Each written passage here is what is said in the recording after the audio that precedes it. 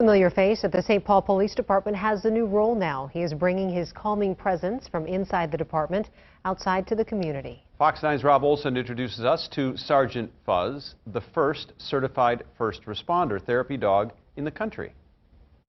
This is Sergeant Fuzz, who is excited because I have a bag of treats right here, who has been with the St. Paul Police Department for 3 years as an internal therapy dog and ambassador, but now the first in the nation to be designated a first responder. Sergeant Fuzz is a mutt. I did a DNA test on him. He's a German Shepherd, Border Collie, Chow Chow mix of something else. Sergeant Fuzz came to the St. Paul PD 3 years ago, a puppy rescued by Reserve Officer Catherine Smith, who had a thought that he could help. I said, hey, Chief, I have this idea, and just went from there. That's how he became the department's official therapy dog for their own staff internally and would come to work whenever she did. Sometimes it takes me a while to get out of the parking lot to get into the building because people say, Sergeant Fuzz is here. And there's no doubt he's made a difference. I don't know what it is, the endorphins or whatever, but you know, we see enough stuff out there, and little stuff like this really does help. So Fuzz then began going to community outreach events to help break down barriers, and then Catherine had another idea.